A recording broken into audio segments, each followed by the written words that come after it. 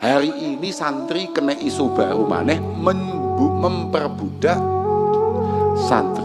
Sugih kleru melarat diiles-iles, saiki dina kena tambahan lek wis dadi kiai memperbudak. Bagi kami para santri, bagi kita yang santri yang kebetulan paham betul dengan santri, ada beberapa hal yang memang saya tidak bisa paksakan untuk semuanya untuk memahami itu semua. Khususnya itu kan masalah nuwun sewu apa yang terjadi tengene syuhada Al-Khazini. Diawali dari sana kan, diawali kecelakaan atau musibah yang sangat luar biasa yang dialami saudara-saudara kita yang di pondok pesantren Al-Khazini. Kemudian beberapa pondok-pondok dikomentari atau disoroti terkait beberapa hal yang dianggap menyimpang oleh mereka, diantaranya adalah perbudakan. Bagi kami para santri niku sing digawe contoh dilalah kersane Allah Subhanahu wa taala, dilalah Pondok Lirboyo, pondok paling gagah se Indonesia.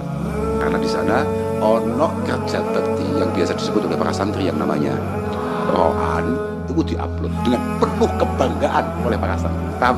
Kabel ini itu diupload dengan penuh kesadaran dan kebanggaan oleh para samantakono santri Lirboyo. Betapa bangganya berkesempatan untuk terlibat dalam kerja bakti atau rohan itu tadi, pasti. Dan itu ada di setiap otak dan pikiran semua santri. Yang ternyata hari ini otak-otak model santri-santri Lirboyo, santri-santri kayak awake dhewe ini dianggap otak-otak kosong, otak-otak sing gak jelas. Maka akan sangat sulit bagi kita untuk menjelaskan bahwa ana abduman alamani walau harfan wahida itu sulit, paham? Kita semua ini sebagai para santri itu memang budak daripada beliau-beliau para masyayikh. Kami ini punya kiai-kiai lisadatun min izhim aqdamuhum fawqal jibah illam akun minhum fali fi hubbihim aizzun wajib. Bahwa kami ini memang punya guru-guru, punya kiai-kiai yang mohon maaf kami sangat rela. Ya memang sekosong itu otak kita, setolol itu otak kita para santri. Tadi aku juga bisa jelaskan gini wong kuwi. Dan saya juga gak pengen menjelaskan apapun kepada mereka yang kebetulan bukan santri. Ini aku mau cerita tok, hanya untuk pengingat bagi kita para santri. Kamu tidak usah panik, karena memang kita tidak perlu menjelaskan itu. Selain kita nggak punya kemampuan menjelaskan, memang kita tidak punya kewajiban menjelaskan. Karena kita ini punya satu keyakinan bahwa li sadatun min izhim aqdamuhum fawqal jibah ilam akun minhum fali fi hubbil izun wajah. Bahwa kita ini para santri, jangankan kok hanya untuk ikut apa mau rohan, beliau jalan saja. Ketika kepala kita diminta untuk menjadi pijakannya, maka kami akan meletakkan itu semua.